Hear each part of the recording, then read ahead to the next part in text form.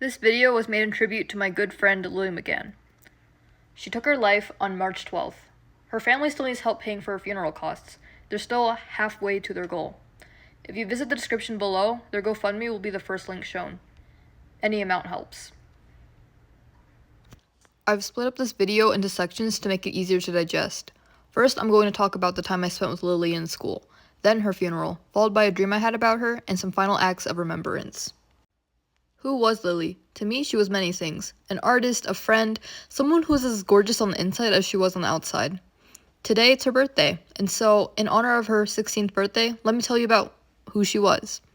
I first met Lily in elementary school.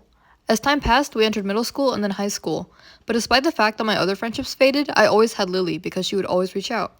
I regret not being a better friend to her, but I hope that now, as she rests in the sky, she can feel the overwhelming love and appreciation I have for her and all she did for me and this world alike. Lily came into my life at the peak of it, the 4th grade of elementary school. We were both the weird kids at school because all of our friend group was.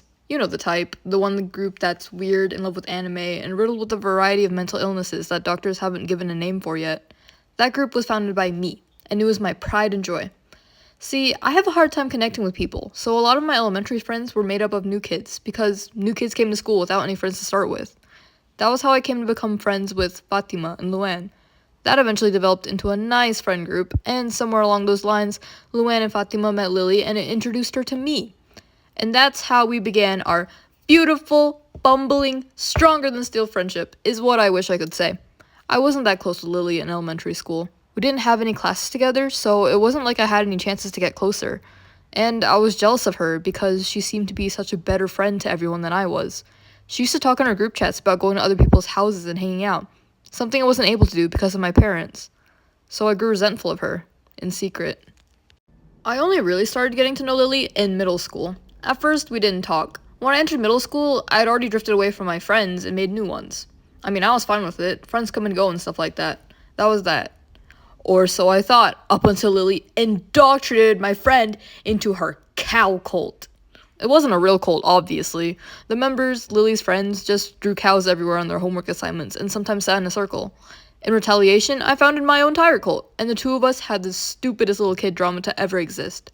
Every morning from then on, we held rituals and ambushed each other. The beef, in reference to cows, was intense. Then we eventually merged and became yet another weird artsy group. It was awesome. But of course, then COVID hit, and I was forced away from my friends. I proceeded to go down the rabbit hole of 2020 phases and depression. But throughout all that, I had my friend group there to support me. And soon enough, 7th grade was over in a flash. Thank God. 8th grade was the most fun year of my life. Being antsy and awkward, I found peace immediately in being with my best friends. It was at this point, finally, that I stopped seeing Lily as a rival and more as the friend that she always was. Our PE class would be when we talked the most. It was the class most of our friend group had together, so we'd talk about Five Nights at Freddy's security breach, which of our teachers to ship together, and of course, because that wasn't bad enough, the Dream SMP. We don't talk about that phase anymore. I was friends with the cringiest people to ever exist, and god damn it, I was over the moon glad about it. You need to know our insanity. I had platonic marriages with 3 of the people in my friend group, and an odd thing with Lily. My favorite gag of hers was when she would lead me far away from everyone else and just start lunging. It made me laugh uncontrollably every time because she always framed it so stupidly. This was how it would go. She would tell me she had something to tell me. Something she just couldn't tell me in front of everyone else. Then she would gently take my hands in hers, get down on one knee, and then just start lunging.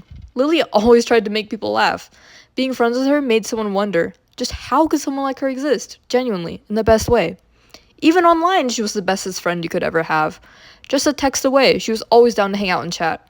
This was something I especially appreciated because she would really just reach out, even when I responded with radio silence. So, in time, she became one of the rare people I spoke to outside of school.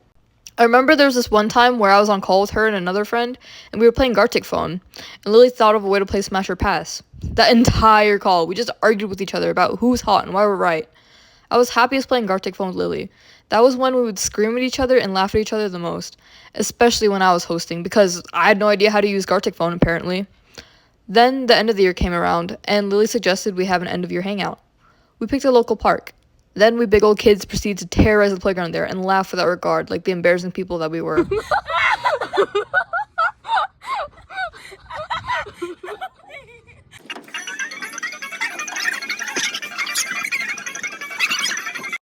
Lily and I would hang out outside of school just one last time after that. It was for a friend's birthday. I went with her and the friend to a movie theater to watch Bad Guys.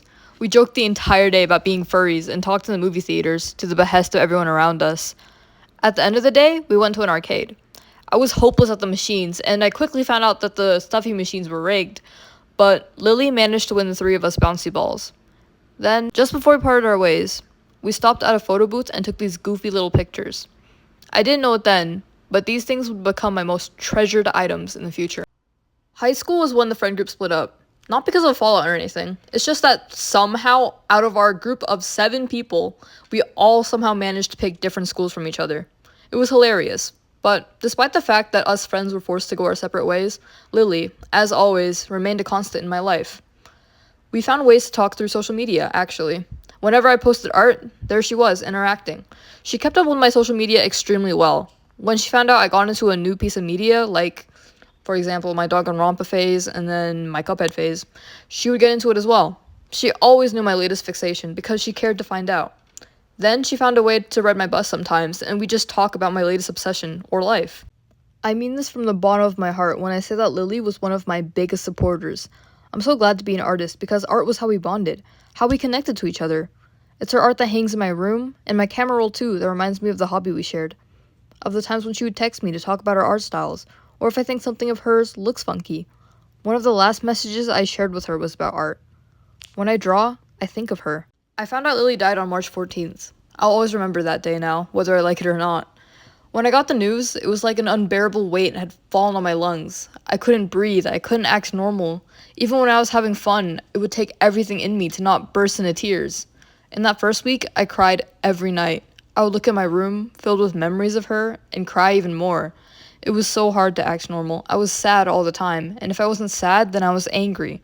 Angry at the world for still going on. Angry at mental illness for taking away my good friend. Angry at myself. I went to Lily's funeral with Fatima. Out of our current friend group, me, Lily, and Fatima had known each other the longest. And in that car ride to Lily's funeral, we reminisced on all the good times we spent with her. We skipped the viewing but attended the ceremony, and when it was time to give speeches, the funeral goers told stories and laughed. Then, I went into a room behind a curtain. Time felt like it had stopped. I saw my friend, my beautiful, always smiling, always laughing friend, laying down in a casket with her hands over her chest. It didn't suit her. Her face was bloodless, her eyes were closed, her lips drawn into a thin line as she lay there, looking innocent as ever, surrounded by her stuffed animals because she was just a girl when she died. It hit me then that she was really gone. My friend, my artistic inspiration, my Lily. She had passed on. When I got home, I did the only thing I could think of doing. I drew. I made art of the exact moment I saw Lily laying in that casket, looking peaceful but so unlike the girl I had grown to know. This would become the thumbnail of this video.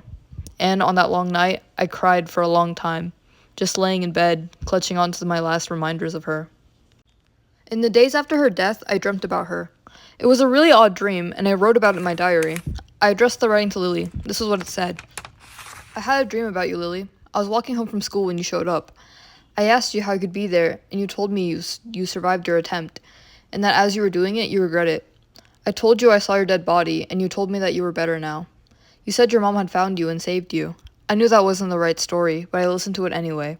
You asked to hang out, and I called your brother to check if it was really you. He didn't pick up. You insisted you were who you claimed to be. We spent the day at my house just talking. I told you how much I missed you and loved you, and I reached out to touch you, but my hand passed right through. I started feeling like crying, and I told you to pick up a glass of water on the table, and the water passed right through you. You kept saying sorry, and I called you a liar and told you how much all of us loved you, but you were so upset. Eventually, I moved on, and we just talked. The next day, I went to school, and you followed me. I had a bus duty to haul out buses so others could come, and you watched me through the classroom window. We joked a bit, and I got into trouble for not doing everything properly, but you told me it would be okay. The next day, we were back at my home. I think our other friend might have been there. We were talking about the good days and Fatima. Then I asked you to pick up a ping pong ball, and I froze. You could hold it. Then I said, Lily, can you pick up this glass of water? And so you did.